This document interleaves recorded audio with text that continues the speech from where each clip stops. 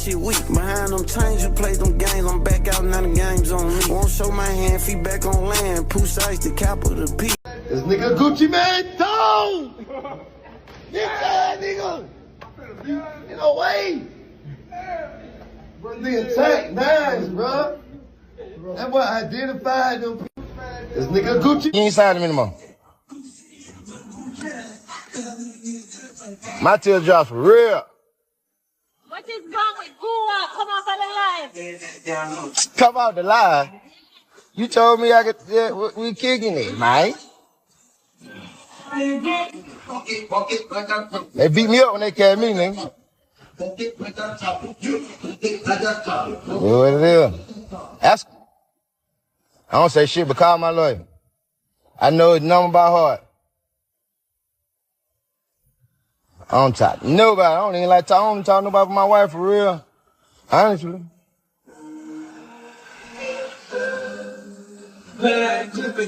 Told him for a 12 for a SWAT. Can't know about none of that shit, nigga. Fuck about none of that shit, nigga. You fuck about nothing. Gotta smoke your mama, nigga. See your mama get shot, nigga. I'ma laugh. LOL.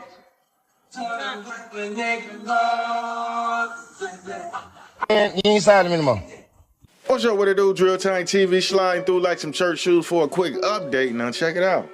And Pooh Shiesty was back in court today, as you all may know by now. And the judge ordered him to remain in federal custody. Yeah, man, the judge said his probable cause against him and the evidence appeared to be pretty heavy. The Pooh Shiesty legal team pushed back pretty hard. His attorney argued that the federal prosecutor sat on key evidence for nearly 3 months and are now dragging their feet. He told the court that the government still don't have the alleged guns tied to the incident. They don't even have the jewelry that was supposed to be stolen in the photos that we seen that was released. And they sure don't got no contract showing anything was signed under duress. Yeah, because according to his attorneys, the case has major holes in it. And all these delays are raising serious questions on what the feds really actually have. Oh yeah, and according to Pooh Shiesty attorneys, your boy Gucci made a statement. Check him out. Any question, just look straight in the middle. Thank you. So we had a bond hearing today and a PC hearing today. I think that the relevant things that were said today that I thought were fascinating were that it took 3 months to build a case. And I think the reason for that was because the statements that were given on the evening that this occurred were very questionable. I think the way that the statements were made, what was made, what allegedly was witnessed and what wasn't witnessed, I think gave great pause to the FBI. The FBI doesn't take 3 months to arrest someone if they believe everything that was said on the night that it occurred. They were involved the first night and then nothing happened for 3 months. In addition to that, that I thought was quite embarrassing was that an FBI agent says they don't have the resources to keep their eye on an individual. This is allegedly an individual that committed a crime that they then didn't watch to see if the guns were present, if the jewelry was present. And what didn't we hear today? What we didn't hear today is there is no contract, this mystery contract. They have no contract. They have no video of this alleged signing of a contract. They have no guns. They have no jewelry. They have none of that physical evidence. What they have is they have allegedly 5 individuals, one of them being a very well-known individual that is allegedly cooperating with the government and making these allegations against my client and many more. I'm going to take like 1 or 2 questions and then we're going to scoop. You're essentially arguing they've got only a he said kind of case, no evidence. Correct. Yeah, it's very fair. I think that this is it's a he said type of a case. I mean, obviously, there's 5 individuals on one side. What we're missing are the other people that were present in the room, right?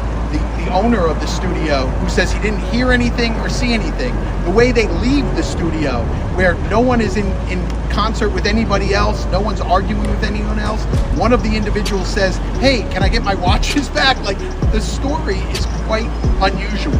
And I think that the FBI knew that. I think the investigators knew that it was unusual. And I think that's why it took so long to make the arrest. What is your response to the judge saying that, you know, your client still violated the terms of his ankle monitor location? Sure, those are all things that are going to be, you know, flushed out.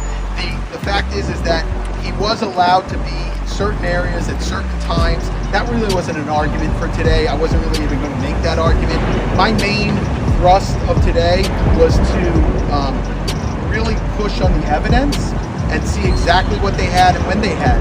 How about this? How about the individual who wrote the complaint, who actually drafted the complaint, who was sitting in the courtroom, who's only been an FBI agent for 4 years, does not take the stand. They put someone else on to say what she wrote in her own complaint when she's sitting in the courtroom. And that's done quite often in gamesmanship because they don't want to put a rookie on the stand and be measured by our legal team. How far away is this from trial? Oh, who knows? You know, we're going to get discovery. We'll take a look at their discovery. They're going to say it's ongoing. I mean, think about it. They had 3 months to get this stuff. They had 3 months to get warrants. They didn't get warrants that night. They didn't get warrants the next night. They didn't get warrants the next month. They didn't get warrants the month after. They waited 3 months to get warrants on whether or not there's guns, whether or not there's jewelry. How about their cell phones? How about the computers? That gives me great pause when I see a case that takes that long to get warrants, if you believe everything that was said on the evening that it occurred. Sir, can you tell me let me take one from her because she was great last minute. Can you say anything about the identity of RD, and then you also spoke about a social media post you had made? Correct. So, listen, I don't like when the government puts initials in and everyone takes a guess who they are. We all know who they are, right? I'm not going to say it's this person or that person. That's not my job to do.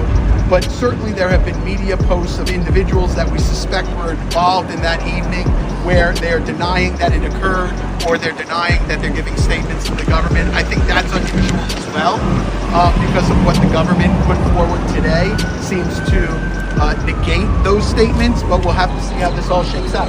Listen, guys, Sam and I have had many cases together, right? We just finished a case a couple of years ago in San Francisco on the Cash App murder case.